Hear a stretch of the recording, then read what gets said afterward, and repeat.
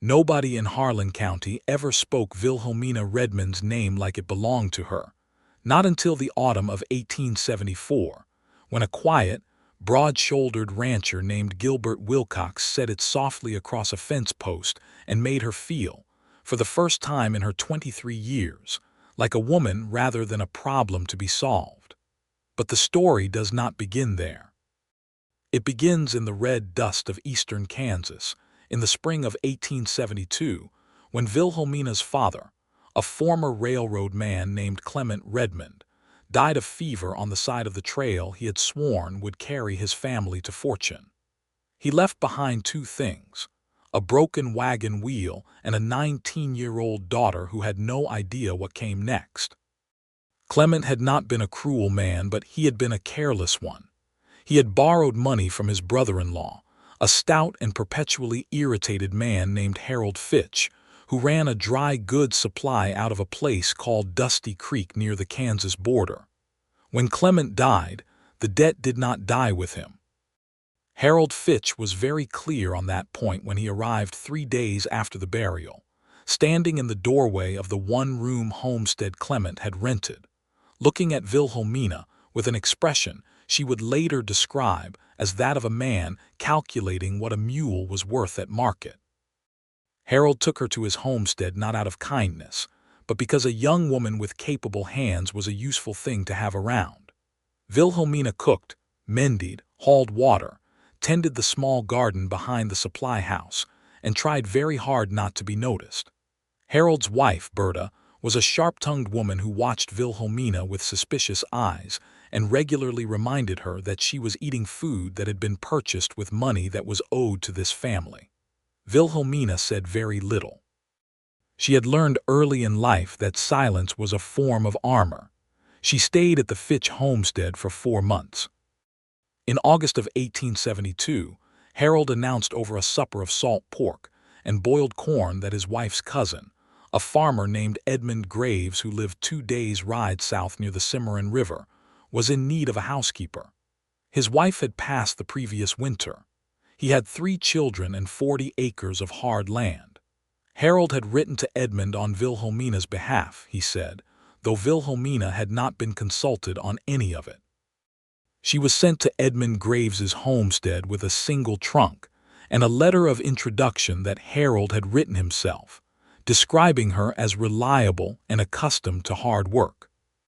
Edmund Graves was a tall, weathered man of 41 who shook her hand once when she arrived and then never really looked at her again. He was not unkind. He simply had no idea what to do with a person who was not a field or a fence or a cow that needed feeding. His 3 children, 2 boys of 12 and 9, and a girl of 7 named Clara, were another matter entirely. Clara attached herself to Wilhelmina within the first hour. The little girl had her father's dark eyes and her late mother's stubborn jaw, and she followed Wilhelmina around the kitchen asking questions about everything. The boys, Rufus and Paul, were suspicious at first and then gradually useful, showing her where the well drew cleaner water and which floorboard in the main room squeaked so badly it woke the dog. Wilhelmina learned the rhythms of that house the way she learned everything, by watching, by listening, by adapting herself to the shape of whatever container she found herself in. Edmund Graves was honest enough to tell her, in the first week of September, that he had been corresponding with a widow woman from Missouri who might be willing to marry him and come west, and that once that was settled, he would need to find other arrangements for Wilhelmina. He said it without malice. He said it the way a man might tell his hired hand that he would be replacing the fence posts come spring. Wilhelmina thanked him for the advance notice, tucked the information into the back of her mind, and kept cooking and cleaning and teaching Clara her letters in the evenings by lamplight. The widow from Missouri arrived in October. Her name was Margaret, and she was a capable, warm woman who immediately recognized that Wilhelmina was not a threat but a resource, and felt guilty enough about the situation to slip an extra $2 into Wilhelmina's travel money when Edmund arranged for her to ride north with a family heading toward Dodge City. The family heading north was named Prute, Franklin Pruitt was a big-boned man with a sun-scorched neck and a loud voice that he used for everything from giving directions to expressing opinions about the weather. His wife, Louise, was quieter but managed the household with a kind of iron efficiency that Wilhelmina recognized and respected. They had 4 children under 10 and a homestead north of Dodge City, where Franklin had been running cattle for 3 years with moderate success. Wilhelmina was not exactly hired and not exactly taken in as family. She occupied a strange middle space in the Pruitt household. She ate at the table, slept in a small room off the kitchen that had previously been used for storing flour sacks, and worked from before sunrise until after dark. Louise paid her a small wage, enough to slowly accumulate toward something Wilhelmina refused to name, yet because she was afraid of wanting things too specifically. Franklin Pruitt was not a bad man, but he was a boisterous and thoughtless one, and there were evenings when his friends came to play cards at the kitchen table, and their eyes moved over Wilhelmina in ways that made her pull her shawl tighter and find reasons to be elsewhere. She was careful. She was always careful. She had learned that caution was the only currency a woman in her position could really spend with confidence. She stayed with the Pruitts through the winter of 1872 and into the spring of 1873. It was during that spring that a man named Doyle Hennessy arrived at the Pruitt homestead asking about purchasing some of Franklin's cattle. Doyle was 47 and recently widowed, with a homestead 40 miles northwest, and a manner that Franklin Pruitt thought was perfectly charming. Wilhelmina thought Doyle Hennessy watched her with the particular attention of a man who had already decided something about her before he had exchanged 20 words with her. She was not wrong. Within the week, Franklin Pruitt sat her down and explained again without cruelty, because none of these men were cruel. They were simply operating in a world where a young woman without family or property was a problem that got passed along like a note in church. That Doyle Hennessy was a solid man with a good piece of land, and he had expressed interest in having someone to manage his household. It would be a good situation, Franklin said. Better than what she had here. He said the last part with a kind of sheepish honesty that Wilhelmina appreciated even as she felt the familiar tightening in her chest, that sensation of her life being picked up and moved by hands that were not her own. Doyle Hennessy's homestead was larger than any of the previous places she had lived. He had a proper farmhouse with 3 rooms, a solid barn, 2 hired hands who slept in a bunkhouse, and more land than any single man could reasonably manage on his own. He was a widower of 14 months, and the house still had the ghost of his late wife in it, her quilts folded at the end of the beds, her herb garden gone to weed at the south side of the house, her Bible on the mantelpiece with pressed flowers tucked between the pages. Doyle was not subtle about his intentions. By the 3rd week, he had begun calling her Mina, which she had not given him permission to do, and by the 4th week he had mentioned, in a roundabout way that he seemed to think was charming, that a man in his position needed a proper wife, and that she seemed like a practical woman who could recognize a practical arrangement when she saw one. Wilhelmina had been practical her entire life. She had been practical through grief and displacement, and 4 months of Berta Fitch's suspicious eyes, and 8 months of Edmund Graves's 3 lonely children, and a Kansas winter in a flour sack room. She was so tired of being practical that she felt it in her bones like the cold. She told Doyle Hennessy, very politely, that she did not think marriage was something either of them should enter into in a practical frame of mind, and that she would prefer to continue their current arrangement.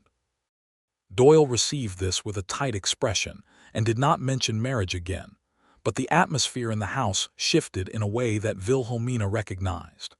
She had overstayed her welcome by refusing to become what he needed her to be. She began quietly asking questions of the 2 hired hands, brothers named Chet and Warren Dalby, who were decent and plain-spoken, and not the type to gossip, but were the type to help a woman who clearly needed a direction. It was Warren who told her about the town of Harlan Creek, 2 days southeast, where there was a proper boarding house run by a widow named Mrs. Elspeth Cole, and where a person could get respectable work and a room that was genuinely their own. Warren also mentioned, without being asked, that there was a rancher southeast of Harlan Creek named Wilcox, who was known to be a fair employer and a decent man, who ran a good cattle operation, and had never once in Warren's hearing been spoken of with anything less than respect by the people who worked for him. Warren said it the way people mention a landmark, not as a suggestion, just as information that might prove useful on the journey. Wilhelmina stored the information carefully, the way she stored everything useful, and in the second week of September 1873, she told Doyle Hennessy that she would be moving on. He gave her the wages he owed her without argument, which she counted as a small mercy, and she climbed into the wagon with Warren Dalby, who was making a supply run toward Harlan Creek anyway, and she watched the Hennessy property grow small behind her and breathed in the dry Kansas air and felt, for the first time in a long while, something that was almost like possibility. Harlan Creek was a real town, small but with backbone. It had a general store, a livery stable, a church with a listing steeple, a saloon that behaved itself reasonably well by frontier standards, a post office and telegraph that had been installed in 1871, and Mrs. Cole's boarding house, which was a two-story white-painted building set back from the main road with a porch that held 4 rocking chairs, and always seemed to have someone sitting in one of them with a cup of coffee. Mrs. Elspeth Cole was 60 years old, sharp as a new pin, and had the kind of calm authority that came from having managed a household on the frontier for 35 years, without ever once losing her composure to any emergency smaller than an actual act of God. She had seen 3 droughts, a tornado, 2 grasshopper plagues, and the loss of her husband to a roan horse and a bad stretch of creek road, and none of it had broken her. She looked at Wilhelmina for approximately 30 seconds when Warren Dalby brought her to the door, and then she said, "Come inside and have something to eat," and that was that. There were 4 other boarders at Mrs. Cole's, a traveling surveyor who was in the area mapping land claims, a school teacher from Ohio named Miss Parkins, who had come west on what she called an adventure, and what everyone else recognized as a flight from something she refused to discuss, a recently arrived young couple named the Beaumonts who were saving money to buy their own land, and an elderly man named Mr. Josephs who had sold his farm to his son and had no idea what to do with himself now. Wilhelmina found her footing in that house the way she always found her footing, slowly, quietly, by becoming useful. She helped Mrs. Cole in the kitchen not because she was required to, but because she wanted to, and Mrs. Cole was a woman who recognized the difference immediately. They worked together in a companionable silence that was itself a kind of conversation, and it was the first time since her father's death that Wilhelmina had felt genuinely at ease with another human being. She also found work. There was a milliner's shop on the main street run by a woman named Agnes Croft, who needed an extra pair of hands 3 days a week. The work was meticulous trimming ribbons, steaming felt, repairing the delicate frames of ladies' hats, and it suited Wilhelmina in a way she had not expected. She was good with her hands. She had always been good with her hands. But she had spent so long cooking and hauling and tending that she had nearly forgotten that her hands were also capable of making things beautiful. It was at Agnes Croft's millinery that she first heard the name Gilbert Wilcox spoken by someone who was not Warren Dalby. Agnes Croft was a talker, which was the other qualification for running a millinery, and she knew everyone in the county and their business with equal fluency. She mentioned Gilbert Wilcox the way she mentioned most people in passing, while her hands were busy with something else, as part of the natural topography of conversation. "Wilcox's cattle operation is the best run in this part of Kansas," Agnes said, adjusting a hat brim with practiced fingers. "He's a fair man, comes into town once a month regular as the moon, keeps to himself mostly, but not in the suspicious way. in the way of a man who's got real work to do and takes it seriously. She glanced at Wilhelmina sidelong with the particular look of a woman who is deciding how much to say. He lost his father 2 years ago and runs the place alone now. No wife. People have speculated naturally. Wilhelmina had learned to receive this kind of information neutrally. The frontier was a small world and speculation was its primary pastime. What is he like? She asked because she was genuinely curious and had learned that pretending not to be curious rarely served any useful purpose. Agnes considered this with the care she brought to everything. Steady, she said finally. That's the word I'd use. He's a steady man, which is rarer than it sounds out here. Wilhelmina thought about that word for the rest of the afternoon. Steady. It was not glamorous. It was not the word poets used. But it was the word she had spent 2 years looking for in every place she had been deposited, and she had not found it yet. The Fitches had been rigid, which was not the same thing. Edmund Graves had been kind but adrift. Franklin Prout had been loud. Doyle Hennessy had been calculating. Not one of them had been steady. She did not go looking for Gilbert Wilcox. She would have thought it improper, and beyond that, she had no interest in appearing desperate. She had been passed between 4 homesteads in a year and a half, and she had emerged from each one with her dignity intact, and she was not about to compromise that now by chasing after a rumor. But the frontier has its own ideas about timing.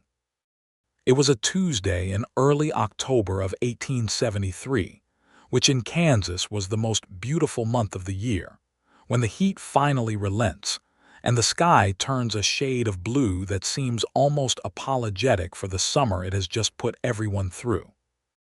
Wilhelmina was coming out of the general store with a parcel of thread and buttons for Agnes Croft when she walked directly into a man who was coming in. The collision was not dramatic. She did not drop anything. He caught the door with one hand and stepped back immediately and said, "Pardon me, ma'am," in a voice that was low and unhurried, and then they both stood there for just a moment with the October sun pouring down and the smell of dust and dry grass in the air.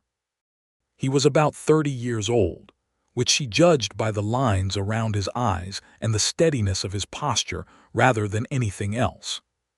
He was not especially tall, but he was broad-shouldered and solid in the way of a man who does physical work and takes it seriously, with dark hair and calm brown eyes, and a face that was weather-beaten in an honest way. He wore a plain work coat and a hat that had seen real use, and there was nothing showy about him at all, which she registered as a point in his favor. "No harm done," she said. He nodded. He had a way of looking at a person that was direct without being intrusive, which she also registered, because she had become very sensitive to the difference. He went inside and she went on her way, and she might have forgotten the incident entirely except that Agnes Croft, when she arrived back at the millinery and described it offhandedly, set down her work and looked at Wilhelmina with very bright eyes. "That would be Gilbert Wilcox," Agnes said. "He comes in on the first Tuesday of the month, regular as I said." Wilhelmina absorbed this and said nothing. But she noticed that she remembered exactly the color of his eyes, and she filed that away with some alarm. She saw him again at church the following Sunday. She had been attending services at the Harlan Creek church since her second week in town, not from deep piety, though she believed sincerely enough, but because it was one of the few places where respectable society gathered, and she was trying to put down roots wherever she could find soil. He was sitting 3 rows ahead of her with his hat in his hands, listening to the minister with the same focused attention he had likely given everything in his life. He did not notice her, or if he did, he gave no sign. After the service, the congregation gathered outside in the pleasant autumn air the way they always did, talking and trading news. Wilhelmina was standing with Mrs. Cole and Miss Parkins when she heard a voice just behind her. "Mrs. Cole, good morning," she turned. He was standing close, speaking to Mrs. Cole, and up close he was. She searched for the word present. That was it. He was fully present in a way that some people simply were not, as if he had made a decision to be exactly where he was and had no interest in being anywhere else.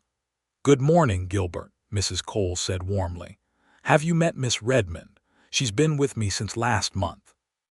She works with Agnes Croft."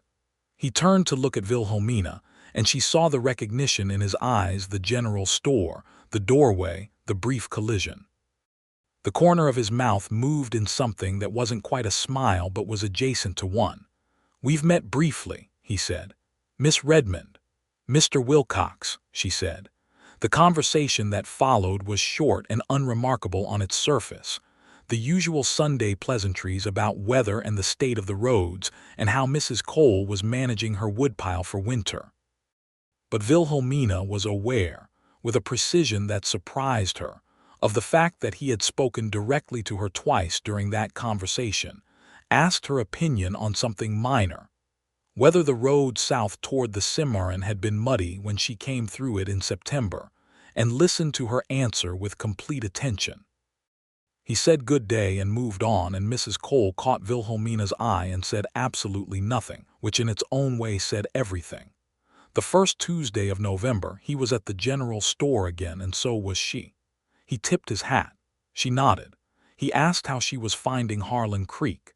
She said she found it very agreeable. He said he was glad to hear it, and then he said, and she would remember this moment for the rest of her life, "It's a good place to stay. Not a good place to work, or a good place to board, or a good place to pass through. A good place to stay. I'm inclined to think so," she said. He looked at her for a moment longer than was strictly required by politeness, and then he bought his supplies and left, and she stood in the store holding a bolt of blue calico for Agnes Croft, and felt something unlock in her chest that she had kept fastened shut for 2 years. The winter was cold, the way Kansas winters are, a serious and undecorated cold that strips away any pretense. The social geography of a small frontier town in winter contracts considerably. People stick to their own, unless there is cause to do otherwise, and cause usually comes in the form of a church social, or a community meeting, or someone's crisis, requiring collective effort. The crisis in January of 1874 was a fire. Not a catastrophic one, but significant enough. The Beaumont couple from the boarding house had moved into a rented cabin on the edge of town in December, and a chimney fire took the roof off one end of their cabin on a Thursday night when the temperature was well below freezing. The whole town mobilized in the way small communities do, immediately and without ceremony. People arrived with blankets and food and tools. Lumber was sourced. Men worked through the following day to make the structure livable again, before the next cold front came through. Gilbert Wilcox arrived with 2 of his ranch hands and a wagon full of good lumber, and worked alongside the other men through the afternoon without stopping for more than water.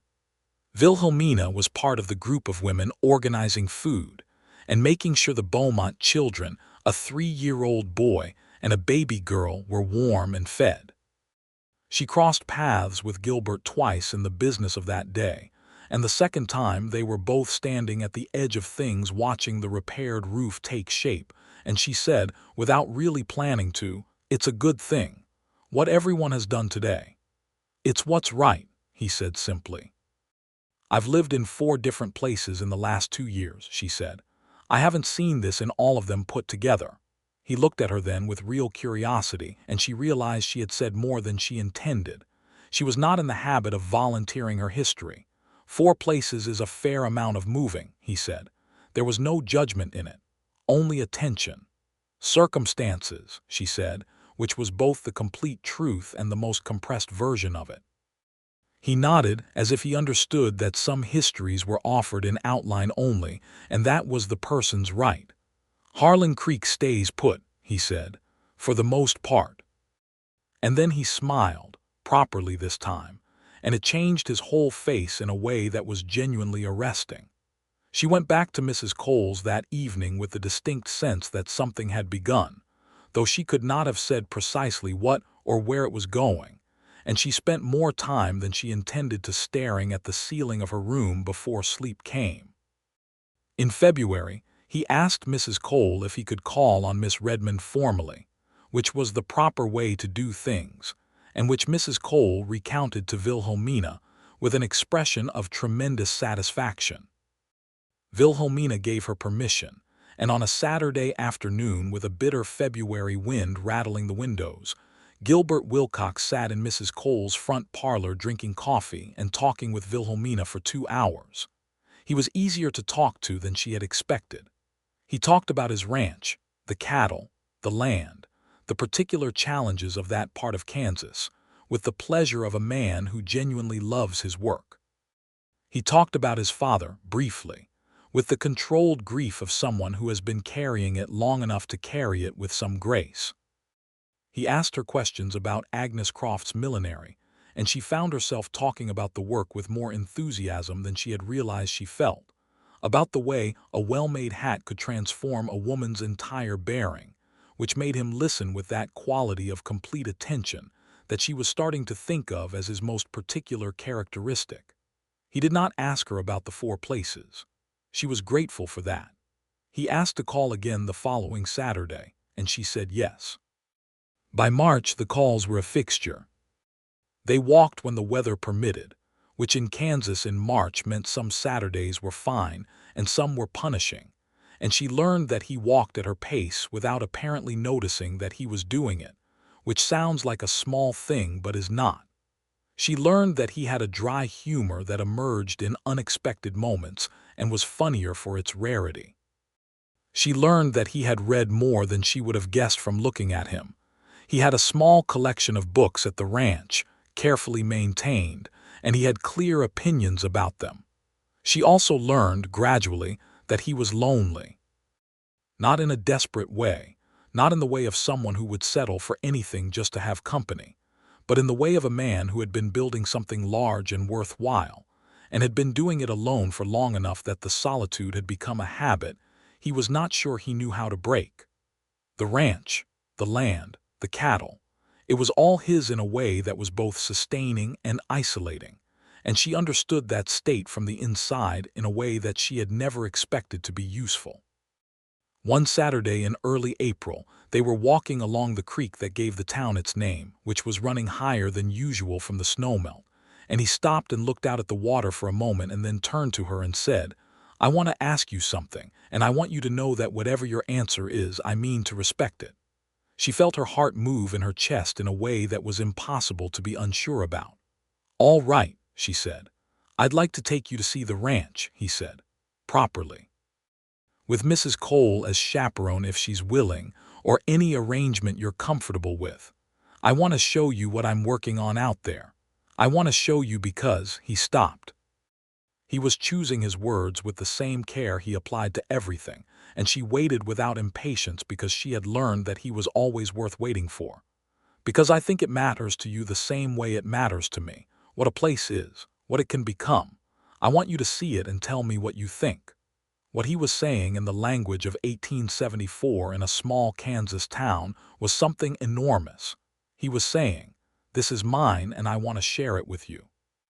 He was saying, "Your opinion is not an afterthought." He was saying it in the only way available to him given the constraints of time and custom, and she heard every word of it perfectly. "I'd like that," she said, "very much."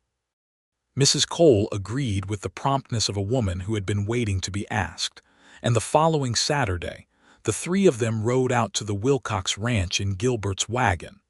The land opened up as they drove, the way land always does when you get away from a town, the sky becoming more itself, wider and more committed to its own blueness. The ranch came into view gradually, first the fence line, then the outbuildings, then the house itself, which was larger than she had expected and better made, solid cottonwood and lumber with a covered porch running the length of the front and a second story with 2 dormered windows that caught the morning light. He showed her everything. The barn, which was organized with a precision that told her everything about the man. The kitchen garden, currently just turned earth waiting for planting, which had been his father's domain, and which he clearly intended to revive. The view from the south side of the house, which was genuinely spectacular, miles of open Kansas prairie rolling away under the April sky, and a hawk circling lazily somewhere above it all. She stood on that south porch with the wind in her hair and felt something settle inside her that she did not have a name for yet but recognized as important. "You built all of this?" she asked. "My father and I built most of it. I've added some since."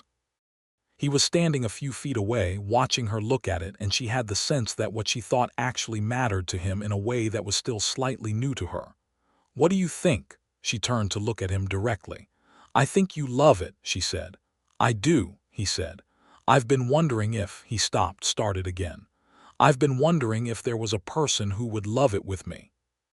Mrs. Cole, who was examining the kitchen garden with a tactful interest that was entirely performance, managed to be 20 feet away and looking at the soil. Wilhelmina held his gaze. She had spent 2 years being passed between houses like a piece of furniture that nobody quite had the right room for, and she had kept her composure through every one of those transitions by being careful and practical and contained. She had learned to want things quietly, to hope in whispers. Standing on the porch of the Wilcox Ranch in April of 1874, with the spring wind making everything smell like new grass, she decided that she was tired of whispering. "I think," she said, "that I am that person." The silence that followed was the particular kind that is not empty at all but so full that it takes a moment to expand into all the available space. Then he crossed the distance between them in 2 steps and took her hand in both of his. His hands were warm and capable and completely steady, and he said her name. Her whole name, first and last, the way she had signed her name at the top of every letter she had ever written to nobody in particular, because there was nobody to write to. "Wilhelmina Redmond," he said, "I would like to court you properly, with the intention of asking for your hand when you're ready to give it." Nobody had ever said her name like that, like it was the specific and correct name of a specific and valuable person. Like she was not interchangeable with any other reasonably capable young woman who could cook and clean and take up the useful space in someone else's life. "I believe I'm already ready," she said, and meant it completely. They were engaged by the end of May. He asked her on a warm evening on Mrs. Cole's porch with the fireflies just beginning to appear at the edge of the yard, and she said yes before he had quite finished the question, which made him laugh in a way she had not heard from him before, surprised and delighted and completely unguarded. She thought that might be her favorite sound she had ever heard. They were married in July of 1874 in the Harlan Creek church, with its listing steeple and its congregation of the settled and the hopeful. Mrs. Cole cried with dignity in the front pew. Agnes Croft had made Wilhelmina's dress herself, a practical but beautiful ivory cotton with small blue flowers worked into the collar, which Agnes said was her wedding gift and would hear no argument about it. The hired hands from the ranch, 4 of them by now good men who had been with Gilbert for various lengths of time, stood in the back and held their hats and looked simultaneously uncomfortable and pleased, the way men at weddings in 1874 generally did. The minister said the words, and Wilhelmina Redmond became Wilhelmina Wilcox, and she held onto Gilbert's hand during the ceremony with a grip that was entirely unlike her usual composure, and that he returned with equal pressure. And when it was done, they walked out of that church into the July sunshine, and he looked at her with an expression she had no vocabulary for yet, but intended to spend the rest of her life learning. The ranch became home in a way that no place had been home since she was very small, before her mother had died, and her father had become careless with grief, and their life had become a series of managed uncertainties. It was not that it was perfect. Nothing on the frontier was perfect, because the frontier itself was a project still in progress, a place that was always in the act of becoming itself. But it was real. It was solid. It was theirs. She learned the rhythms of the ranch the way she had learned every place she'd ever been, but differently this time because the learning was not survival, it was love. She learned which cattle had which temperaments, and which of the ranch hands were reliable in which specific ways, and which part of the fence line always wanted attention after heavy rain. She revived the kitchen garden that had been his father's, and it was a source of genuine pleasure. She planted it in late April of their first spring together, and watched it come up through May with a satisfaction that felt almost unreasonably deep, given that it was only vegetables. Gilbert watched her learn the ranch the way she had watched him at everything, with complete attention and visible respect. He never told her which parts of the operation were not her concern, because as far as he was concerned, all of it was her concern. He valued her intelligence and her judgment, and told her so, which she still found slightly startling after 2 years of being a managed inconvenience in other people's lives. They argued sometimes, the way two real people with real opinions will argue. The first significant disagreement was in September of their first year together, about whether to expand the cattle operation into a new pasture that Gilbert wanted to fence. Wilhelmina thought the expansion was premature given the dry summer they'd had and the uncertain state of the water supply on that part of the land. She said so clearly and without apology. He listened. He did not immediately agree, because he was a stubborn man in some respects, which she had always known. They discussed it across 2 evenings, both of them bringing information and reason to the table without either of them turning it into something else, which she had come to understand was the most important skill in a marriage.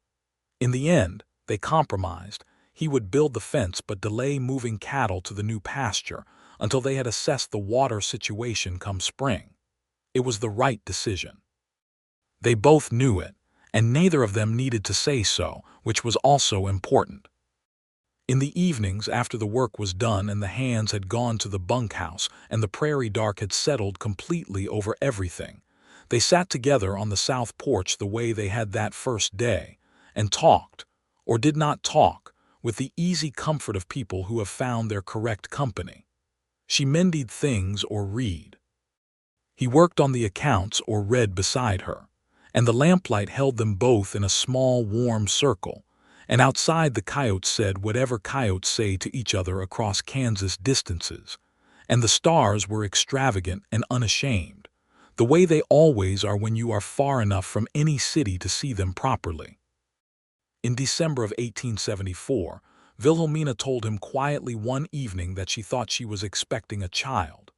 She said it with a kind of controlled hope that he recognized as her armor, as the careful way she presented important things, and he set down his account book and took her hands and said, "Wilhelmina, I am the luckiest man in this county," which was not the most eloquent thing he had ever said to her, but it was what he meant, and she knew it. The pregnancy was not easy. It was not a time or a place where anything was easy, and Wilhelmina was not a woman who expected things to be easy, but it was not dangerous either. Mrs. Cole came out from town frequently in that winter and spring, which she said was only to visit and which everyone knew was to ensure that her favorite boarder was being properly looked after. The ranch hands, all 4 of them, developed an elaborate collective solicitousness that they tried to disguise as normal behavior, with mixed success. Their son was born in August of 1875, during a Kansas summer that was so hot it had its own character, a particular shimmering quality to the air that made everything look slightly wavering and unreal. The birth was managed by Mrs. Cole and the local physician, a steady-handed man named Dr. Merritt, who had served in the war and been unruffled by emergency ever since. The child arrived at midnight, as if he had been waiting for the temperature to drop to something manageable, and announced himself with a thoroughness that suggested he had strong opinions about the world and intended to express them. They named him James Clement Wilcox, James for no one in particular except that it seemed right, and Clement for Wilhelmina's father, because, whatever Clement Redmond's failings had been, he was her father, and she was not the kind of woman who erased the difficult parts of her history. Gilbert agreed to this immediately and without reservation, which was another thing she loved about him.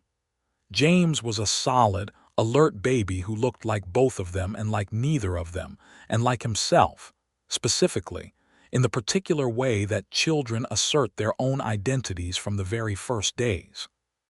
He had his father's brown eyes and his mother's stubborn set to the jaw, and he regarded the world with an expression of focused interest that made the ranch hands go soft in completely undeniable ways. By the time James was walking, an event that he applied himself to with such single-minded determination that he was navigating the yard with confidence by 11 months, the ranch had expanded in the careful, considered way that Gilbert did everything. The spring water assessment had come back favorable, and the new pasture was now in use. They had taken on a fifth ranch hand, a young man from Missouri named Thomas who was 18 and came with good references and a hungry willingness to learn. Gilbert taught him with the patient, thorough manner of a man who understood that teaching was part of what made a good operation, not an interruption to it.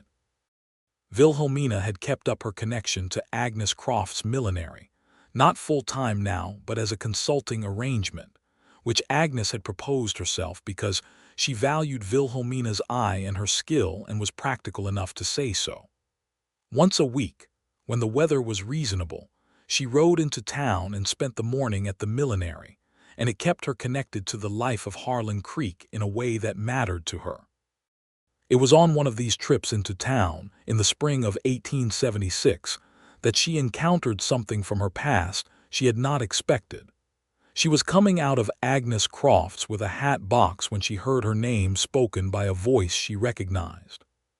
She turned to find Clara Graves, the little girl from Edmund Graves's homestead, who had been 7 when Wilhelmina had known her, and was now 11 and considerably more grown-up, standing on the boardwalk with a woman Wilhelmina did not know and staring at her with enormous eyes. "Miss Redmond," Clara said before remembering. "Oh, I suppose it's not Redmond anymore." "It's Mrs. Wilcox now," Wilhelmina said, and felt the warmth of that small fact all over again. "Clara, how are you? What are you doing in Harlan Creek?" Clara was there with her stepmother Margaret, the widow from Missouri who had married Edmund Graves, who had family in town. They had come for a week's visit. Edmund was well. Rufus and Paul were both taller than their father now. The farm was doing reasonably well. Clara had been learning her letters properly and was the best reader in her school, which Wilhelmina received with genuine pleasure because she remembered those lamplight evenings teaching Clara the alphabet. "I always hoped you were all right," Clara said with the direct honesty of a child who had grown up enough to say what she meant but not so old that she had learned to hide it again. "After you left, I worried." Wilhelmina looked at this girl, this child who had given her more genuine warmth in 8 months than most adults managed in years, and felt something move in her that had been still for a long time. "I am better than all right," she said. "I am exactly where I should be." She brought Clara and Margaret to the ranch the following afternoon, which Gilbert managed with his habitual ease, feeding them lunch and showing Clara the horses and James, who was by then toddling around the yard with focused energy. Clara was enchanted by the baby, as children often are by the first really small person they have encountered up close, and Margaret was a warm, sensible woman who won Wilhelmina's approval by the straightforwardness of her manner. When they left, Clara hugged Wilhelmina with the fierce completeness that children have before they learn to moderate their feelings for adult consumption, and Wilhelmina held on for a good long moment and said, "You keep reading, Clara Graves. You hear me?" "Yes, ma'am," Clara said, and then quietly, as if it might be too much to say, "I'm glad you're happy." "So am I," Wilhelmina said, "more than I ever expected to be." She told Gilbert about it that evening, the whole history of it, in a way she had not told it before, not the carefully compressed version of circumstances, but the real version, with the Fitches and the flour sack room and Edmund Graves's lonely children, and the Proots and Doyle Hennessy and Warren Dalby mentioning a rancher southeast of Harlan Creek in the way one mentions a landmark. She told it in full for the first time because she finally felt safe enough to let it take up the space it actually occupied. He listened to all of it without interrupting, which she had come to know as his greatest skill and his best quality. When she finished, the lamplight was lower and James had been asleep for 2 hours and the coyotes had said their piece and gone wherever coyotes go. "Wilhelmina," he said, In that way he had of saying her name that still, after nearly 2 years of marriage, did something entirely unreasonable to her heartbeat. "I know," she said. "You carried all of that." "I carried all of that," she agreed. "And now I don't have to anymore." He put his arm around her on the porch, and she leaned into him the way she had gradually learned to lean, without the defensive straightness of a woman braced for the next transition, but with the full weight of someone who has found a place that holds. She felt his hand at her hair, familiar and deliberate, and the stars were doing their unashamed best overhead, and she thought, this is what it feels like to be kept. Not contained, not managed. Kept the way something precious is kept, carefully, intentionally, with full knowledge of its worth. The year 1876 moved through its seasons with the dignified unhurry of time when you are genuinely content. There were challenges of the ordinary frontier kind, a summer drought that thinned the grass and required careful management of the cattle's range, a brief illness that went through the ranch hands in September and kept Wilhelmina busy with soup and damp cloths for a week, a dispute with a neighboring rancher named Beaumont, different Beaumonts, a coincidence of names over a fence line that Gilbert handled with the measured even-handedness of a man who preferred resolution to conflict, but was not afraid of either. In October of 1876, Wilhelmina realized she was expecting again. She told Gilbert on the south porch at dusk, with James asleep inside and the Kansas autumn being its most magnificent self, all gold and copper and the particular deep blue of the late afternoon sky. "Again," she said, handing him the same controlled hope she had handed him 2 years before. He took it with both hands, the same as before. "Again," he said, and his smile was the one she liked best, the one that reached his eyes completely and had nothing managed or moderated about it. "James needs a sibling," she said. "James needs 6 siblings," he said, which made her laugh in genuine surprise, "though we can start with 1. The second child was a girl, born in the full heat of June 1877, with red hair that appeared from nowhere anyone could account for on either side of the family, and a personality that seemed to have been fully formed before she arrived. She was louder than James had been and more immediately opinionated, and she and James took one look at each other within her first week and established a complicated sibling dynamic that would define the next 20 years of both their lives. They named her Alina, which was Wilhelmina's mother's name, spoken for the first time in years and reclaimed with intention. The ranch was properly prospering now. Gilbert had made decisions in those first years that were paying out as good decisions do, carefully, incrementally, cumulatively. The cattle herd was the right size for the land and the water supply. The operation was known for the quality of its stock. He had built a reputation in the county that was entirely deserved, and Wilhelmina understood that reputation not as a distant thing, but as the tangible result of watching him work every day with that characteristic steadiness, that refusal to cut corners or to treat the land or the animals or the people who worked for him as means to an end, rather than as things worthy of real care.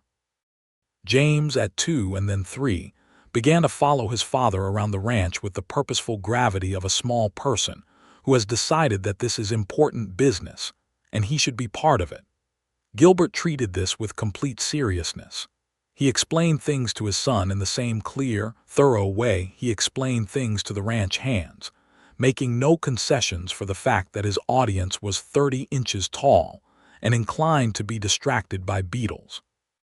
Wilhelmina watched them from the kitchen window sometimes, her tall, steady husband and her small, serious son walking the fence line together, and felt a fullness in her chest that she had no word for and needed none. Alina was different from James in nearly every measurable way. Where James was careful and observational, Alina was immediate and expressive. She decided things instantly and with total conviction, and then occasionally revised them with equal conviction but no apparent awareness of the revision. She charmed everyone she met without effort and sometimes without intention. By the time she was walking, The ranch hands were completely hopeless around her, all four of them, Thomas the youngest most of all, and she accepted their adoration as the natural order of things. In the autumn of 1878, Mrs. Cole came out to the ranch for what was supposed to be a weekend visit and stayed 2 weeks, because her hip had been troubling her, and Wilhelmina would not hear of her making the return trip in anything less than complete comfort. Elspeth Cole at 64 was still formidable and still sharp, but she was also, for the first time, admitting to being old, which she did with the same brisk dignity she brought to everything. She sat on the south porch in a rocking chair and watched the ranch operate and played with a leaner, and talked to James about the horses with genuine engagement. And in the evenings she talked to Wilhelmina with the ease of two women who have graduated from landlady and boarder to something more like equals. One evening she said, in a quiet, direct way, "I want you to know that I am very glad I was there when you arrived, and that you have become exactly what I saw in you that first day." Wilhelmina looked at her. "What did you see?" "A woman who was not going to be broken," Mrs. Cole said simply, however determined the world seemed to be about trying. It was the most perfectly true thing anyone had said to her, and she received it without deflection for once, because she had learned slowly and with considerable effort that accepting love was not weakness. Miss Parkins, the Ohio schoolteacher who had been at the boarding house when Wilhelmina first arrived, had stayed in Harlan Creek and now ran the town school with impressive authority.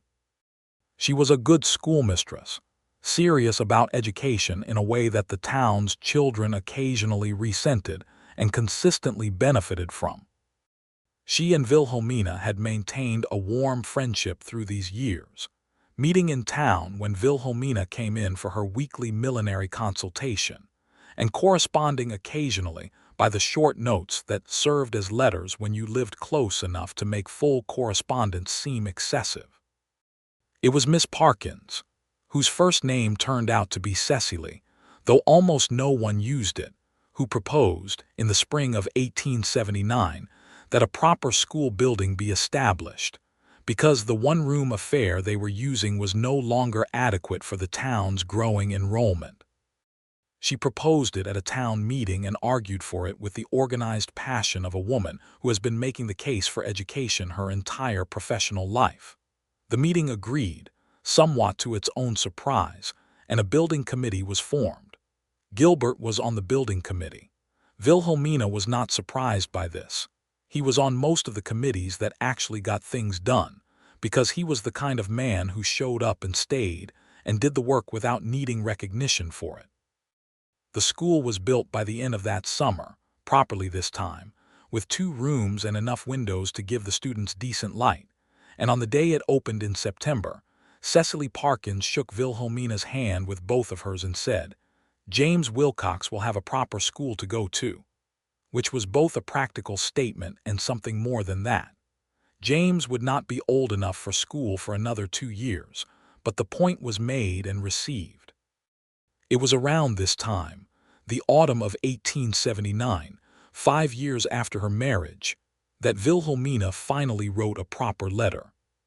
She had been composing it in her head for years, in different forms, to different recipients, but the version she actually wrote and sent was to Doyle Hennessy's housekeeper, a woman named Ruth who had been kind to her during that time, to give her the address to pass on to Warren and Chet Dalby in case they had ever wondered what had become of the young woman they had helped on her way. She wrote to tell them that she had arrived safely, and settled, and was well. She wrote with the generosity of someone who had enough good fortune to be able to be generous with it. She did not know if the letter would reach them, but she sent it, because being found and settled and loved did not require her to act as if she had not also been lost and passed along and made to feel interchangeable. Warren Dalby wrote back 6 months later, a short, plain-spoken letter in handwriting that fought itself across the page, to say he was glad to hear it and that Chet had gotten his own land the previous year and was doing well, and that Doyle Hennessy had eventually married a woman from Oklahoma who by all accounts suited him. He expressed no opinion on this last fact, which was itself an opinion, and Wilhelmina read it twice and felt the particular satisfaction of stories that resolve to something reasonable even if not ideal. She did not write to the Fitches or the Prouts. Some chapters close fully because they need to, and she had made her peace with the Fitches and the Prouts by simply not needing anything from them anymore, which was enough. The winter of 1879 into 1880 was a hard one. Kansas winters have moods, and the mood that particular winter was relentless early heavy snow, cold that came down off the plains with a kind of deliberate malice, ice storms that snapped fence posts and made the roads impassable for days at a time. The cattle operation required constant vigilance. Gilbert and the hands worked in conditions that were genuinely brutal, and Wilhelmina managed the house with the calm efficiency of a woman who had been managing things under difficult circumstances for a long time and knew how to do it without drama. She kept the stove running continuously, maintained the woodpile with help from Thomas, the youngest of the hands, who she had by now taken something of a maternal interest in.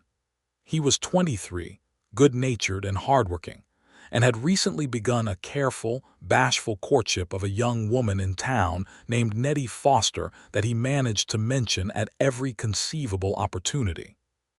She kept James and Alina fed, and occupied in the way that small children require during periods of being confined indoors, which demanded as much creativity as it did patience. She also kept Gilbert fed and warm and occasionally talked down from the edge of real anxiety about the cattle, because even the steadiest man has a threshold, and a Kansas winter at its worst was capable of finding it.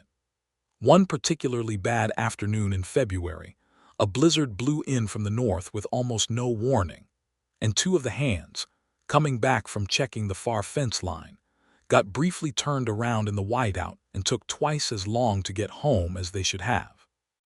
The hour and a half between when they should have arrived and when they actually appeared at the barn door was among the tensest Wilhelmina had experienced in her time on the ranch.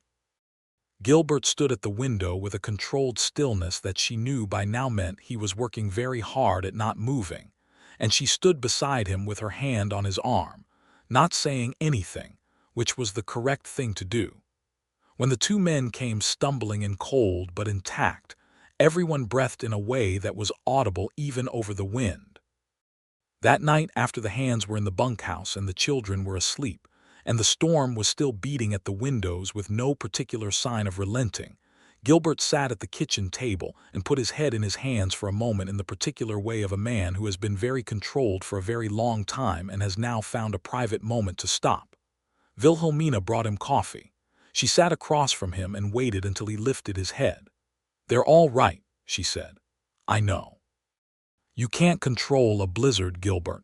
I know that too." She reached across the table and covered his hand with hers.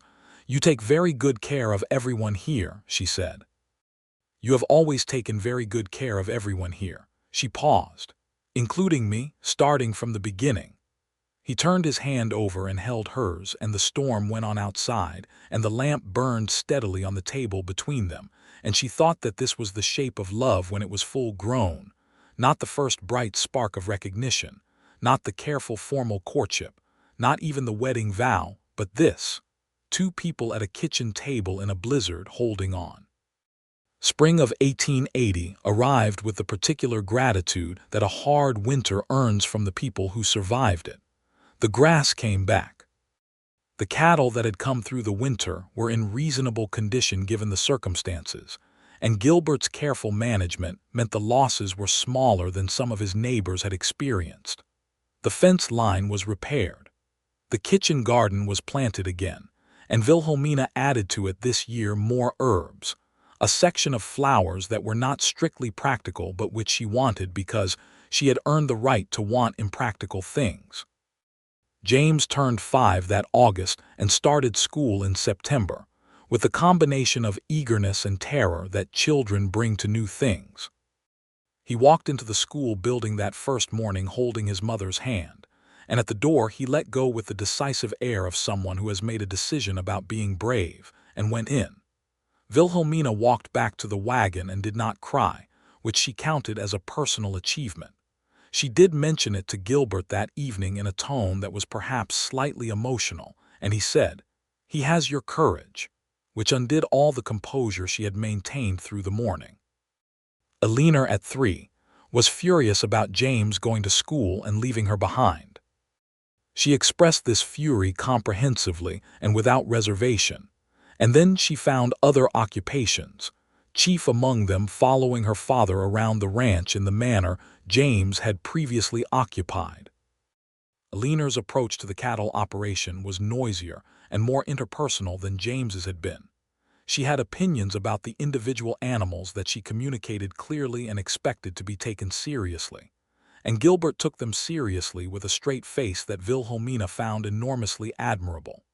In the summer of 1881, Thomas, the youngest ranch hand, married Nettie Foster at the Harlan Creek church, in a ceremony that the entire Wilcox household attended as a matter of course. Wilhelmina gave Nettie a hat she had made herself, properly made in the millinery tradition, white with small yellow ribbons, and Nettie cried in a way that suggested this was the nicest thing anyone had done for her in recent memory, which told Wilhelmina some things she would keep an eye on. Nettie turned out to be a fine addition to the community around the ranch. She was a practical, warm woman who had grown up on a homestead farther north and knew the life thoroughly. She and Thomas moved into a small house of their own at the edge of the ranch property that Gilbert had helped build the previous spring in the confident expectation of the wedding, and she and Wilhelmina became friends in the easy, unsentimental way of two women who respect each other's competence. The year 1882 brought another Kansas dry summer and a corresponding set of challenges for the cattle operation, and it also brought, in November, the arrival of Wilhelmina's third pregnancy. She was 29 now, which was not old by any measure but was experienced, and she received the news with the calm of someone who has done this before and knows both how to do it and what it costs. Gilbert's response this time had an additional layer of depth to it, not less joy, but a different quality of joy, the kind that has been tested and confirmed and come out the other side as certainty. 3, he said. 3, she confirmed. James will be very important about this, he said, with the dry precision she had always loved. James is very important about everything. Alina will be furious for the first week and then completely devoted for the rest of her life. That does sound correct, she agreed. He was right on both counts. James, now 7, received the news of a forthcoming sibling with the careful gravity of someone who has given the matter proper thought and concluded that it is probably acceptable. Alina, 5, was initially suspicious and then, within about 8 days of the baby's arrival, became its most fervent protector. The baby was another boy, born in July of 1883, delivered with the assurance of a household that had done this twice before. They named him Clement again. No, they named him Robert, for Gilbert's father whose given name it was, and added Louis as a middle name for a reason that was really just that Wilhelmina liked the sound of it. Robert Louis Wilcox entered the world on a July morning with the pragmatic directness of a person who has considered the options and chosen to get on with it. Robert was a different child from either James or Alina, quieter than Alina, more expressive than James, with a sort of philosophical placidity that he maintained even in difficult circumstances, which made him the easiest of the 3 children by a considerable margin, and which Alina treated as a personal challenge. The years of the mid-1880s were good years. Not without difficulty. The frontier in Kansas in that period had its share of hard seasons, hard winters, and the ongoing economic pressures that affected cattle operations as the industry expanded and competition increased. But Gilbert was a careful businessman as well as a careful man, and the Wilcox Ranch navigated the decade's challenges with the same steadiness that had always characterized its operation. Agnes Croft retired from the millinery in 1884, selling the shop to a younger woman from Wichita named Dorothea, who was skilled and willing to learn. Agnes's retirement was marked by a gathering at Mrs. Cole's boarding house that brought together most of the women of Harlan Creek and served as a kind of testament to what a person could build in 20 years of reliable, excellent work. Wilhelmina made the hat for Agnes's retirement party, a beautiful thing, dark green felt with cream ribbons, which was the nicest hat Agnes had ever owned and which she wore with magnificent satisfaction. Mrs. Cole, now approaching 70, was slowing down, but refused to acknowledge it in anything more than practical terms.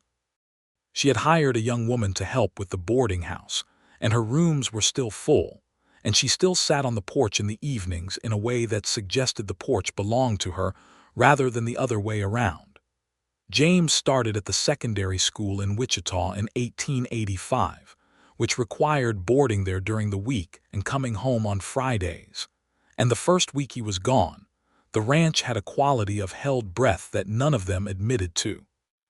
He came home that first Friday afternoon and Wilhelmina met him in the yard, and he was 2 inches taller than she remembered, which was not possible in 1 week, and yet seemed to be true, and he carried himself with the additional confidence of someone who has managed a new thing and found they could manage it. She hugged him with both arms and he let her, which he would not always do, but did then. Alina at 8 was becoming her own very particular kind of person, sharp and warm and funny, and opinionated in equal measure, with a talent for drawing that she had discovered almost by accident and pursued with the intensity she applied to everything. She filled the margins of every available paper with horses and cattle and the landscape of the ranch, and Gilbert had framed 3 of them and hung them in the parlor, which she refused to be embarrassed about because she was Wilhelmina Wilcox and embarrassment was not in her repertoire. Robert at 2 was, as established, philosophical. He watched his older siblings with calm interest and began talking in complete sentences earlier than either of them had, with the precise diction of someone who had been storing up observations and was now ready to share them with appropriate care. He liked the kitchen garden. He would go out and inspect it in the mornings, as soon as he could manage the back door, and stand among the plants with his serious small face and his hands clasped behind his back in a way that made the ranch hands helpless with suppressed amusement. The spring of 1886 was when the Hennessy complication resolved itself, quietly and at a distance. A letter came through the post addressed to Wilhelmina, in handwriting she did not immediately recognize, and it turned out to be from the widow who had married Doyle Hennessy, a woman named Cecilia who had apparently gotten Wilhelmina's address from Ruth, the housekeeper. The letter was not dramatic. Cecilia Hennessy was writing to say that she had found, among her husband's papers after his death, Doyle Hennessy had died the previous winter of a heart complaint, some wages he had owed to various workers, including Wilhelmina, and she intended to settle those debts and would Wilhelmina write and confirm the amount. Wilhelmina sat with that letter for an afternoon before responding. Doyle Hennessy was dead. The debt he owed her was small, a few weeks' wages from the time she had left before proper notice, but it was not the money that she thought about. She thought about the fact that even closed chapters have their own endings sometimes, and that a man she had last seen in 1873 was now gone from the world, and the world continued regardless. She wrote back to Cecilia Hennessy, confirmed the amount, thanked her for her honesty, and wished her well. She told Gilbert that evening briefly, and he listened the same way he always listened, and that was the end of Doyle Hennessy. The summer of 1887 was the summer James came home from Wichita for good.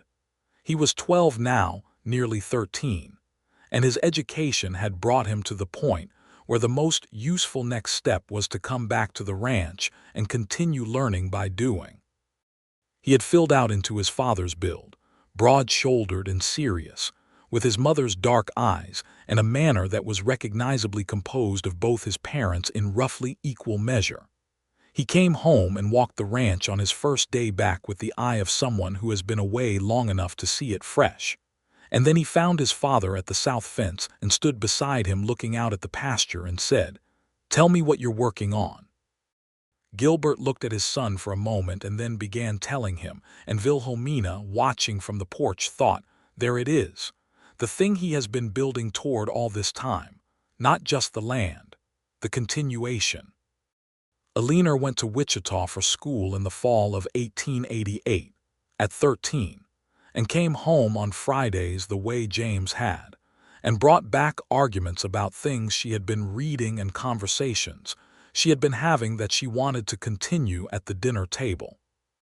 The dinner table at the Wilcox Ranch in 1888 and 1889 was a considerable intellectual arena, with Alina debating vigorously, James responding with measured positions, Robert offering occasional observations that were unreasonably precise for a child of 5 and 6, and Gilbert and Wilhelmina presiding over the whole enterprise with the private shared amusement of parents who have produced people who are genuinely more interesting than they had any right to expect. Mrs. Cole died in the winter of 1889, peacefully and in her own bed, having managed to maintain her composure and her opinion about everything right up to the end. She was 75, which was a good age for anyone and a particularly remarkable one for a woman who had spent 35 years of it on the Kansas frontier. She left the boarding house to the young woman she had hired, whose name was Ada, and she left Wilhelmina a small carved wooden box that had sat on her bedroom dresser for the entirety of Wilhelmina's acquaintance with her, with a note that said, "For a woman who knew her worth even when the world hadn't figured it out yet." Wilhelmina cried properly this time, without managing the tears at all, sitting on the south porch in the February cold with the box on her lap and Gilbert's arm around her shoulders. He said nothing, which was what she needed, and held on, which was everything. They buried Mrs. Cole in the Harlan Creek churchyard in the February freeze, with most of the town in attendance, because she had been the kind of woman whose loss the community felt immediately and practically in 100 different ways. Wilhelmina stood at the graveside with her husband and her children and said goodbye to the first person who had seen her clearly without needing anything from her in return.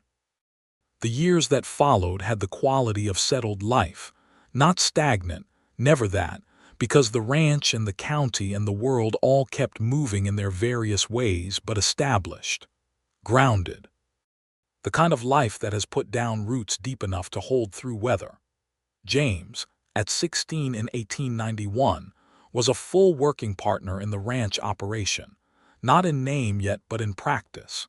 He had his father's instinct for the land and his mother's ability to read people and situations quickly, which made him naturally good at managing the hands and negotiating with buyers. He was also, to the general interest of the household, beginning to notice a young woman named Helen Marsh, whose family ranched 15 miles to the east, with the intense nonchalance of a 16-year-old who has no idea that he is transparent. Alina came home from her last year of schooling in Wichita in 1892 with a portfolio of drawings that were genuinely extraordinary landscapes and portraits and studies of the ranch animals, done with a precision and feeling that went well beyond anything she could have learned in a schoolroom. She also came home with a determined plan to sell her work, which she executed with the same comprehensive conviction she brought to everything, writing to newspapers and illustrated magazines in Kansas City and Chicago with samples of her work, and a covering letter that was so well argued and direct that Wilhelmina read it 3 times and then looked at her daughter and thought, "I had nothing to do with that. That is entirely her." The first acceptance came in the fall of 1892 from a Kansas City illustrated paper that wanted to run a series of landscapes of the frontier.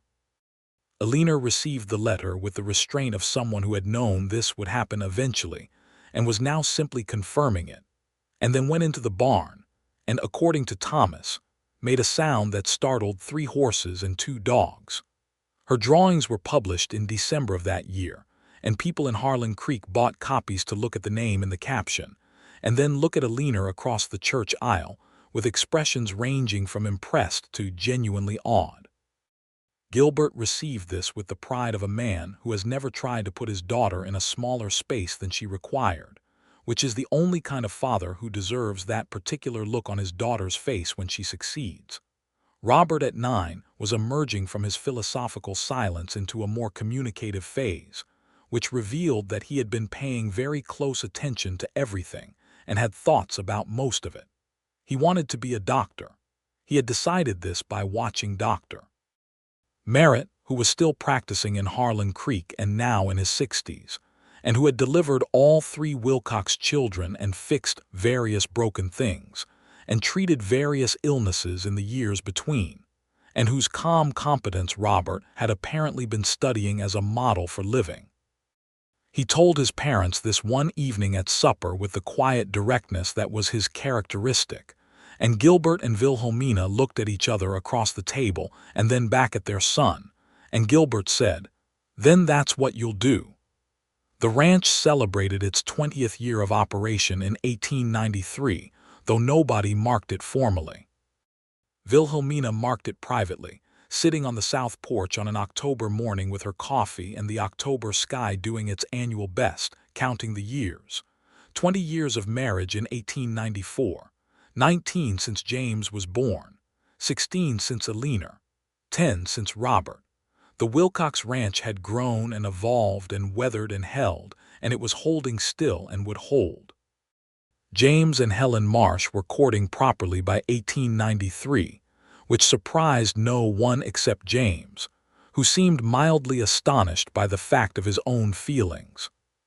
He had his mother's caution about wanting things, but he had also grown up watching his parents and had therefore a very concrete understanding of what a good partnership looked like, which helped him recognize what he was dealing with when it happened. He asked Gilbert's advice on the matter of Helen with the slightly awkward sincerity of a young man who knows his father is the right person to ask but finds the asking difficult. Gilbert's advice was brief and complete. Be honest about what you feel. Show her who you actually are, not who you think she wants, and listen more than you talk. He paused. Your mother will have additional thoughts. Wilhelmina's thoughts were indeed additional and considerably more detailed, covering everything from the practical realities of combining ranch operations. The Marsh family would eventually need to think about their own succession, to the importance of 2 people being able to disagree without it becoming something else. She delivered them not as instructions, but as observations, offered in the way she offered everything important, without pressure, but without softening. James listened to all of it, and then he went and courted Helen Marsh with a degree of honesty and directness that made Helen's mother, reportedly, say to Mrs. Marsh that she had never seen a young man so plainly and genuinely mean what he said, which was high praise in any county. They were engaged in the spring of 1894 and married that September, 20 years and 2 months after Wilhelmina and Gilbert had stood in the same church and said the same words.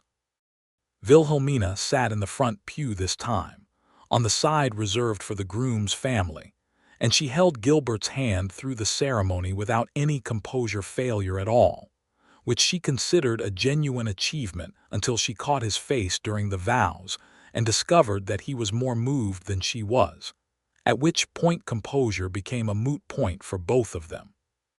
After the ceremony, standing in the late September sunshine with rice still in her hair, Eleanor said quietly beside her, "That was you and Father, wasn't it, 20 years ago?" "Something like it," Wilhelmina said. "Was it exactly like that, the way Father looks at you?" Wilhelmina thought about it honestly, the way she always tried to think about things. She thought about the south porch in April of 1874, and the October general store doorway and the February parlor and the blizzard kitchen table and 20 years of being said, in a voice that knew what the name was for. "It was exactly like that," she said. "Exactly." Eleanor took her arm with a warmth that was entirely her own, not learned from anyone, but expressed with the fluency of a person who has always known it, and they stood together in the September sun and watched James and Helen Wilcox receive the congratulations of Harlan Creek. Helen settled into the ranch with the natural ease of a woman who has grown up on similar land and knows the work. She and Wilhelmina found their footing with each other, without any of the complicated adjustment that can occur between a mother-in-law and a daughter-in-law when either party is uncertain of her place. Wilhelmina made no effort to remain indispensable to the household management, and a great deal of effort to convey, clearly and without speech, that Helen was now the woman of this house in the way that mattered, which Helen received with the quiet gratitude of someone who had been prepared for a more difficult situation. By 1895, the Wilcox Ranch had become something genuinely notable in that part of Kansas, not famous, not grand in any showy sense, but known and respected in the way of things that have been built with integrity and maintained with care over a long time. Gilbert Wilcox's name in the county carried the weight of a man who had never been less than honest, who had treated his hands fairly in seasons when other ranchers had not, who had helped his neighbors in bad years out of straightforward decency rather than calculation. Wilhelmina Wilcox's name carried different weight and equal substance. She was not a public figure in the way of the men in the county who attended meetings and served on committees, because that particular avenue was not open to women in Kansas in 1895 in the ways she might have wished. But she was known.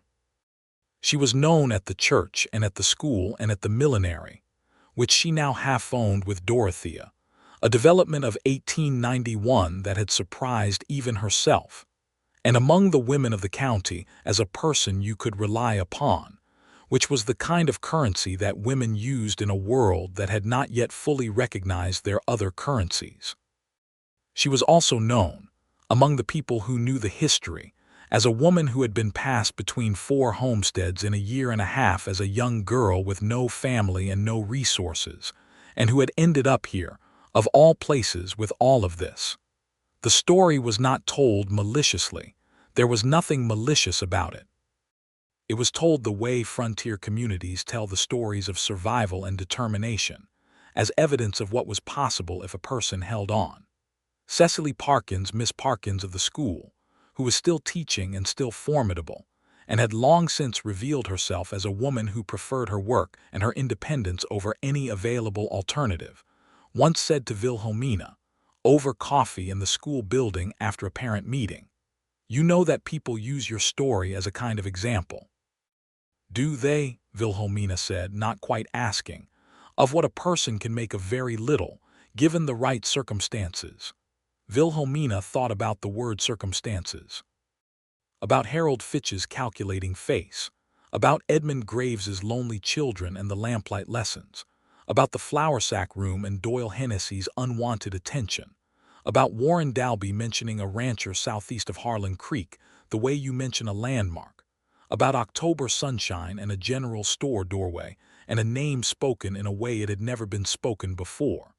"The circumstances included a very good man," she said. "I want to be clear about that. The circumstances also included a very particular woman," Cecily said, with the directness of someone who has been watching carefully for 20 years. "Those two things together, that's the story." Wilhelmina accepted that. She was better at accepting true things than she had ever been. Robert left for medical school in 1896 to the University of Kansas, which had been the repository of his focused ambition for 7 years at that point. He left with the same decisive bravery James had shown walking into the Harlan Creek schoolhouse at 5, letting go cleanly, walking forward, carrying himself in a way that showed he was his parents' child, and also completely his own person. Gilbert drove him to the train in Wichita and came home that evening quieter than usual, and Wilhelmina sat beside him on the south porch, and he said, after a long silence, "3." "3," she agreed. "That went quickly." "It always does, I'm told. I didn't believe it at first." He took her hand, the same as always. "Wilhelmina." "I know," she said. "Me too." They sat on the south porch in the late summer evening with the prairie dark coming down and the stars beginning their unashamed business overhead, and she leaned against him the same way she always leaned, with the full weight of someone who is exactly where she should be, and he held on with the steady sureness of a man who knows what he has and has always known. Aliner's work was being published regularly in Kansas City by 1896, and she had begun corresponding with artists in Chicago and St. Louis who were doing similar landscape work.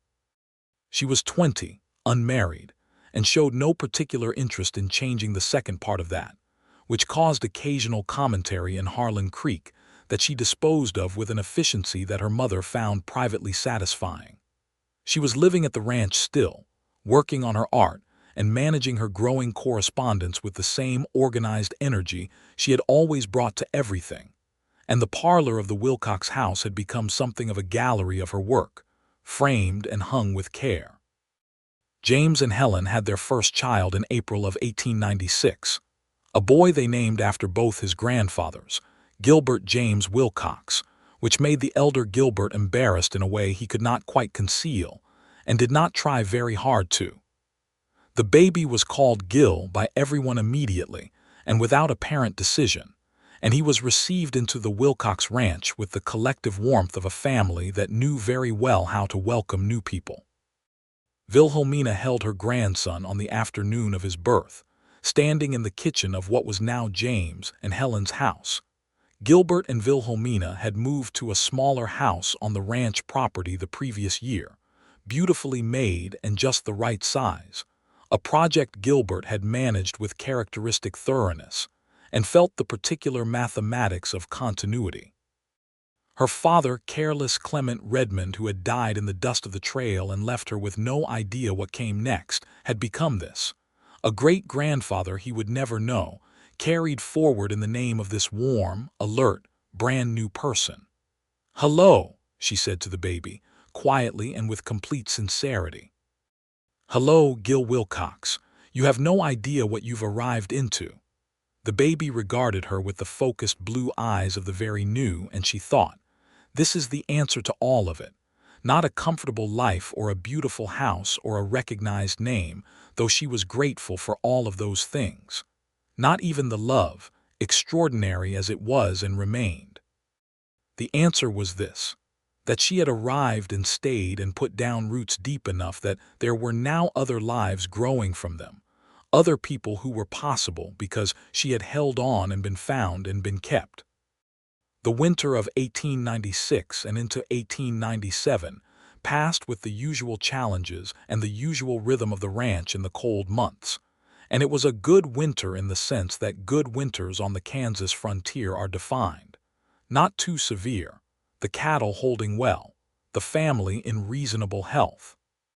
Gilbert had developed a slight stiffness in his left shoulder that Dr. Merritt, on one of his visits out to the ranch, identified as the accumulated result of decades of heavy work, and which was manageable but required some adjustments. Gilbert made the adjustments without complaint but not without some negotiation, because the adjustments involved doing less physical labor than he was accustomed to. And this was, for him, a form of loss that required some deliberate coming to terms with.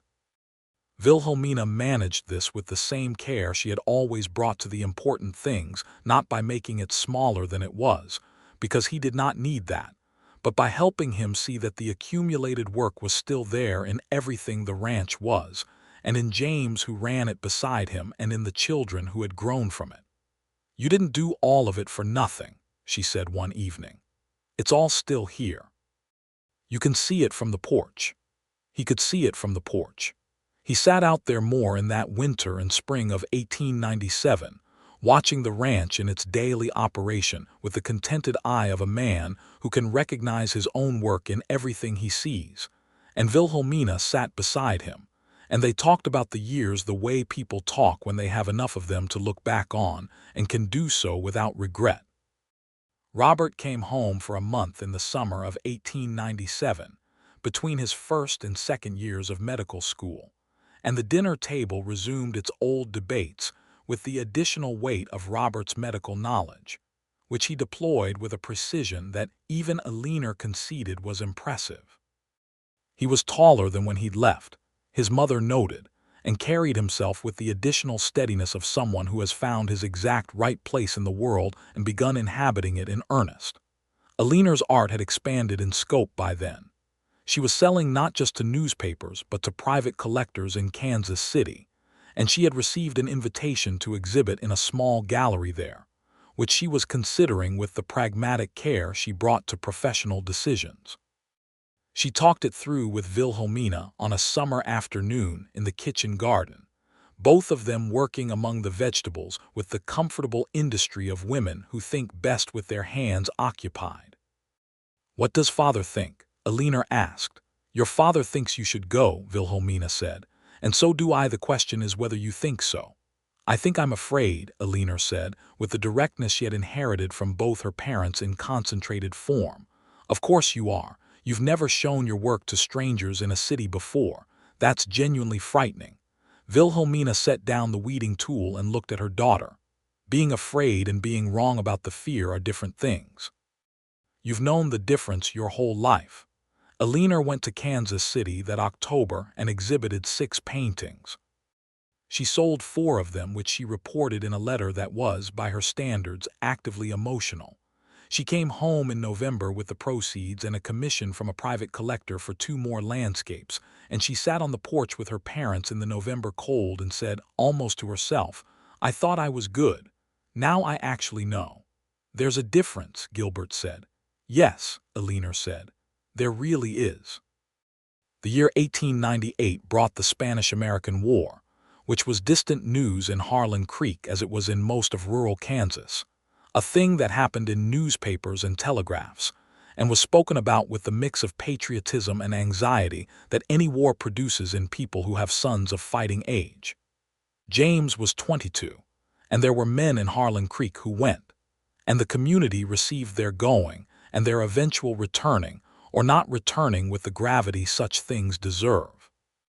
The Wilcox family was not directly touched by this, which Wilhelmina acknowledged as a form of fortune she did not take for granted. Robert completed his medical degree in 1900, which was a fact that sat in Wilhelmina's chest like something bright. She was 47 years old, and her youngest child was a doctor.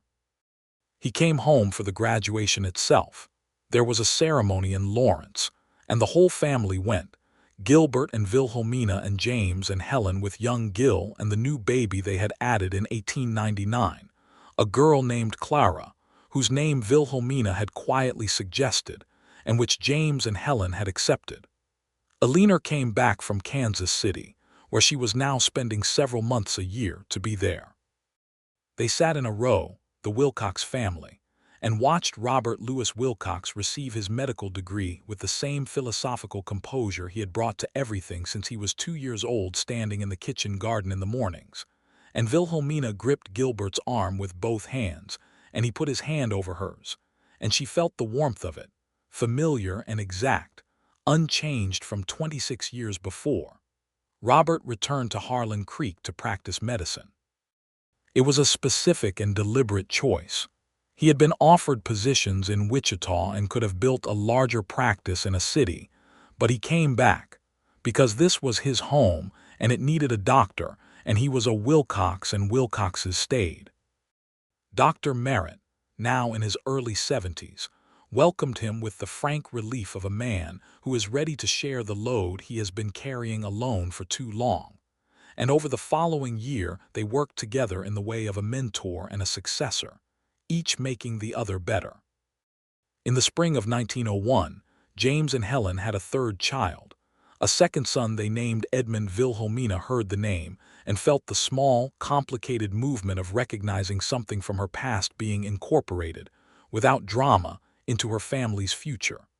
She thought of Edmund Graves's lonely house and his 3 children and the lamplight alphabet lessons, and she thought, even that goes somewhere. Even the difficult parts have destinations.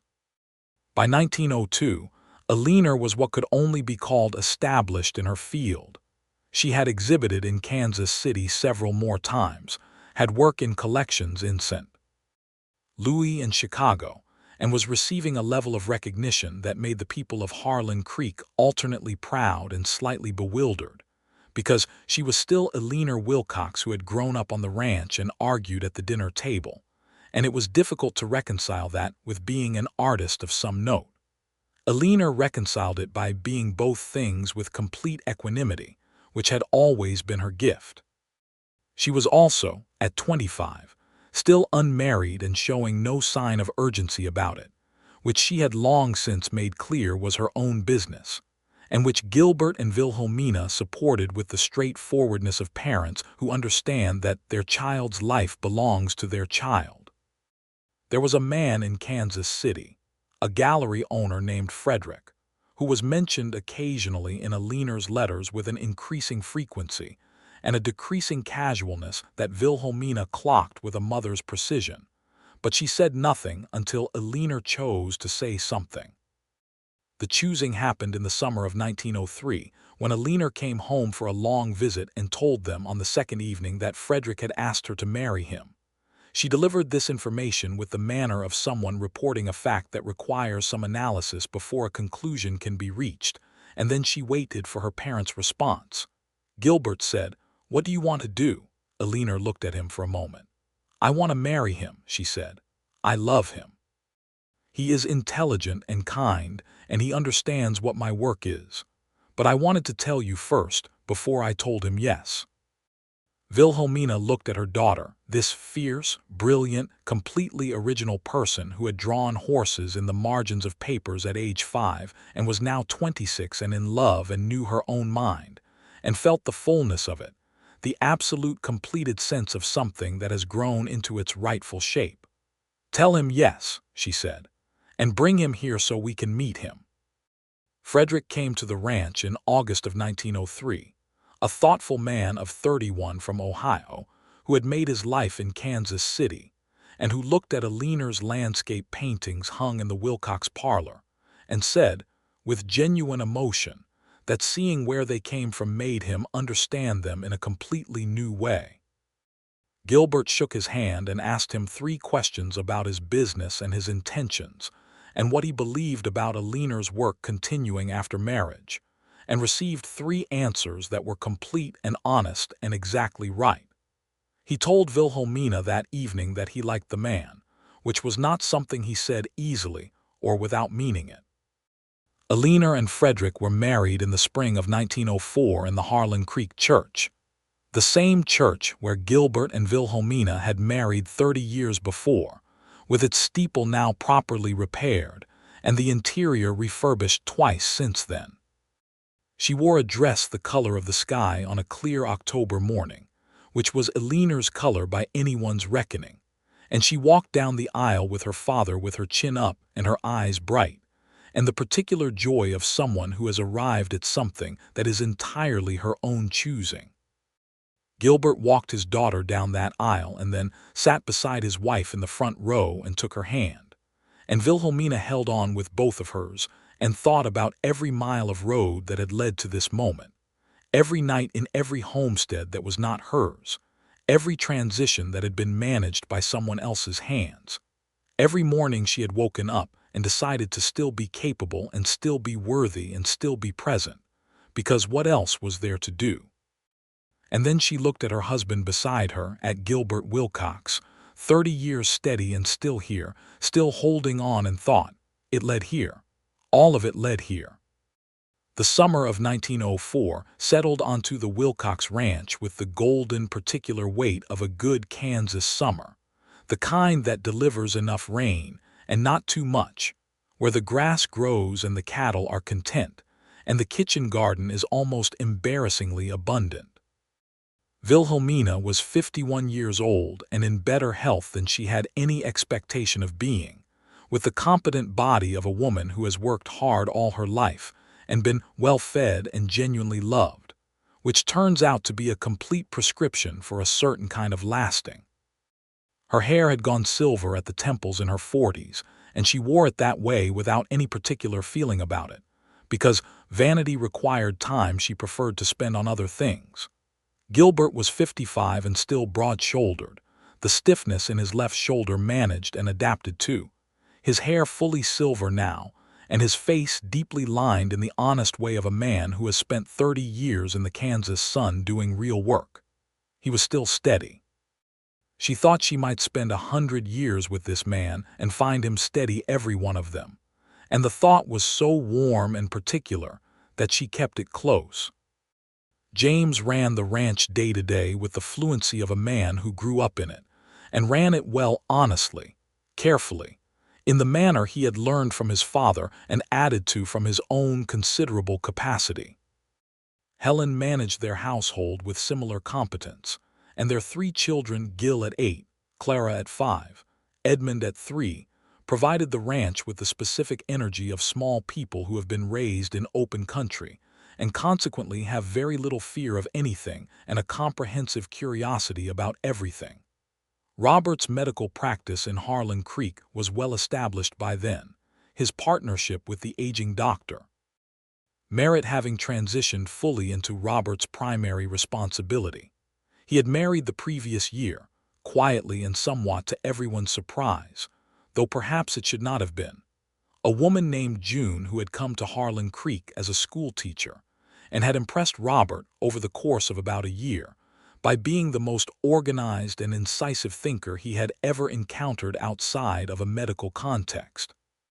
They were suited to each other in the specific way of people who have the same internal temperature about things, which is the best possible foundation. Eleanor and Frederick lived in Kansas City and came to the ranch several times a year, and Eleanor's correspondence with her mother was a regular pleasure, long letters full of the details of her work and her life in Frederick's gallery, and the particular observations that Eleanor made about everything she encountered, which were reliably worth reading twice.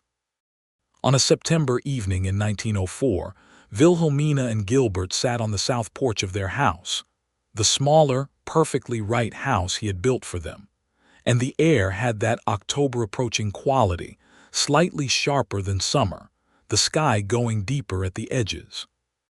The grandchildren had been there for the afternoon and had gone back with James and Helen, and the ranch was quiet in the particular satisfied way of a place that has done its day's work.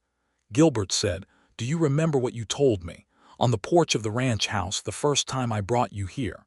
I told you I was the person who would love it with you," she said. "You did." He was quiet for a moment. "I have thought about that nearly every day since." She turned to look at him.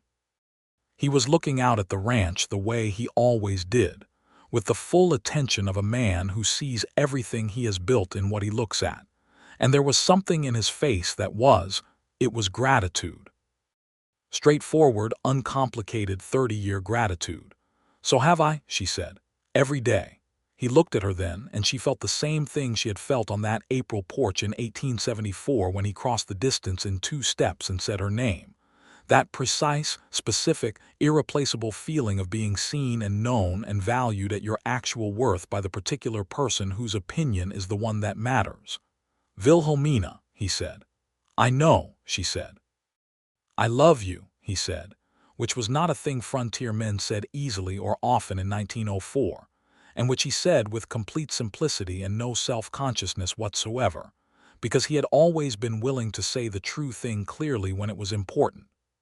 "I love you," she said back, equally clearly, equally without decoration, because it was true and complete and had been true and complete for 30 years and would be for however many years came after. The stars came out over the Kansas prairie in their reliable abundance, and the coyotes said their evening piece somewhere in the dark distances, and the ranch settled into its nighttime quiet around them, and they sat there together on the south porch while the stars burned on. A woman who had been passed between 4 homesteads like a burden and a man who had kept her like a treasure, held together by the simplest and most complicated of all the things available to human beings, which is this: that they had found each other and recognized each other and decided to stay.